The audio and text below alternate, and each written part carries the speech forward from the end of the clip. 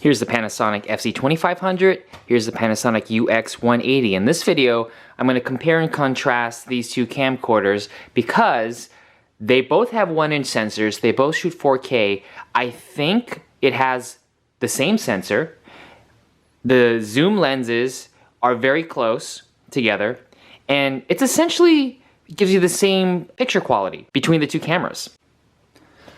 Before I had the UX180, I had the FZ2500, a GH5S, a GH5, and a GH4, and I was shooting multicam productions, but I noticed that the FZ2500, during low light situations, during interviews, it was getting harder and harder for me to match the cameras, whereas the GH5, GH5S, and the GH4, I didn't have to do a lot of work in post-production to make them match. Then I had a job come up where a GH5 and GH5S wasn't the best option, and the versatility of the zoom, the smaller sensor to have more things in focus, all those factors made this a better tool, but this even the FZ2500 wasn't the best tool, so I purchased the UX180.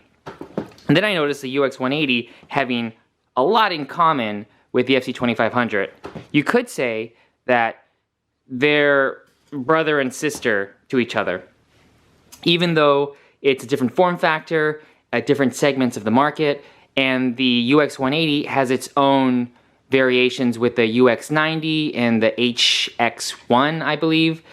Those are all in that system, and then you have the mirrorless system.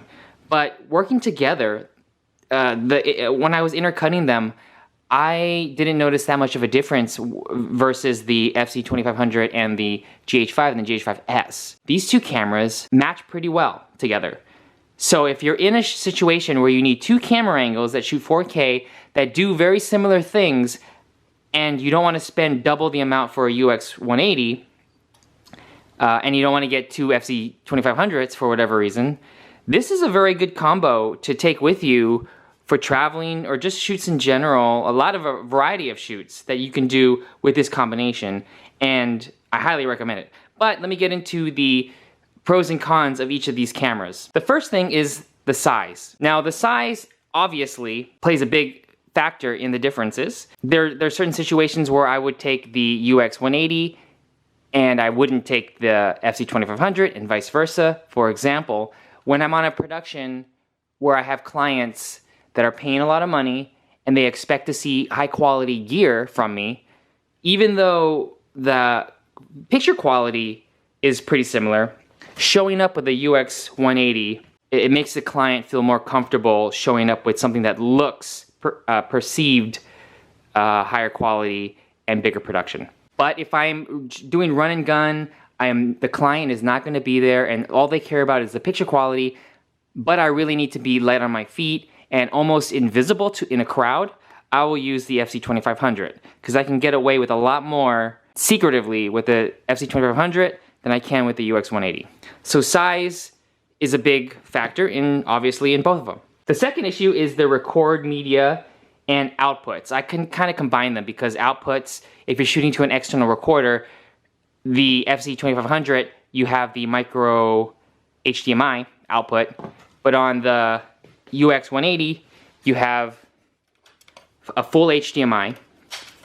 You also have an HD SDI, which is only 1080, but you can output them, and you can record to two SD cards, either as a backup or as a redundant backup or one after the other, versus one card on the FZ2500. So the record media and the outputs, I kind of combine.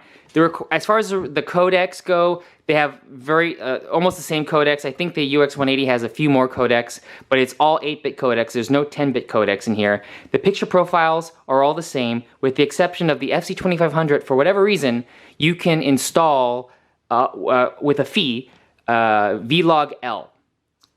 And you cannot do Vlog-L, as far as I know, with the UX180.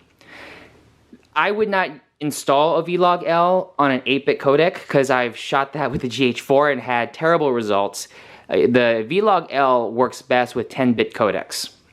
So Vlog-L, I don't think it's a big factor, but they shoot same picture profiles, a lot of the same codecs, and all the flavors as well. You have MP4, MOV, AVC HD.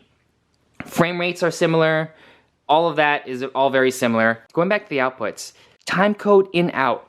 Timecode in-out is a big thing if you're on a multicam or if you're shooting with an external audio recorder and you want to sync sound, and the external audio recorder is not one of those smaller pocketable zoom recorders. It needs to have timecode in-out, so I think a Zoom F4 has that. A lot of the professional audio recorders have timecode in-out, and you can jam sync, or you can sync other cameras to the same timecode. It's a big deal in the professional event and TV world, where you don't want to spend a lot of time in post using pluralize or trying to sync with audio or with a clap slate. Doing it with timecode is a very fast solution. Then we get to the audio. A benefit with the FZ2500 in this small form factor is that you get a stereo in, 3.5mm microphone in, and you also get a headphone jack. A lot of cameras don't offer headphone jacks if they offer microphone ins. This gives you both. And you can control the mic sensitivity with different step levels. With the UX180, you have XLR. Unfortunately, you do not have 3.5mm microphone jacks, but you could have an adapter, XLR adapter to 3.5. You have one here in the front and one here in the back. There is a shotgun microphone attachment here that I took off, but that's where this is for. You put the shotgun mic here, you plug it in, and then on this side, you would have your radio mic somewhere mounted on the handle and then inputted right there. Then you have your audio controls on the side of the body. Everything you need, all the buttons are all on the body itself, versus the FZ2500 where it's all internal. If all you're worried about is the footage quality, you can't go wrong with either of these cameras, but the usability for whatever application production you're using this for, that's where you really got to decide which one to use, if not both, if you're not going to use both. And I tend to use the UX180 for a lot of what I do, because now I have higher paying clients and they expect to see some expensive gear, some bigger gear, and I show up with this stuff. The FZ2500 I'll use as a B cam if I'm shooting with two cameras, or if I'm doing run and gun, or it's a no budget, I'm doing like a pro bono production, or I'm doing my own travel photography, videography, I'll take the FZ2500. Also with the usability is the battery life. The UX180 comes with one of these batteries, but you can purchase other batteries like this bigger one. This is about a 3-hour battery right here. So you get a couple of these, last you all day. Versus the FZ2500, these batteries will last maybe an hour and a half. Maybe, depends on the settings you use. You can also get a wall adapter, but then you would have to plug it into the wall. Or you can get an alternative power supply, but then you end up building this huge rig just to power the camera. Whereas the UX180 has that battery, have a couple of these batteries, last you all day. One thing I didn't mention with the lens at the beginning was that when you're shooting 4K, the UX180 is a full 24mm wide angle in 4K, but the FZ2500 crops in when you go into 4K. When you shoot 1080, you get 25mm at the wide angle. When you shoot 4K, you get a 36mm at the wide angle. Versus the UX180, the 24mm is the same focal length in 1080 or 4K. That's a big deal to me because I like to shoot a lot of wide angle shots. A lot of times I'm in close quarters where I need a wide angle lens to capture my scene. So this works a lot of the times. Although the UX180 appears big, it's not as big as the DVX200, which I used a few years ago and I did not like at all. I'm not saying that the DVX200 is a terrible camera, but for what I was using it for, it didn't work, and I complained about the size. I think the UX180 has a great size to it, size and weight. But that's my rant on these two cameras. I really think that if you're into a lot of wedding videography, event videography, you're shooting concerts, or you're shooting like TED Talks or corporate events, this is a really good system to have, both of these cameras. If you can afford two UX180s, that's good.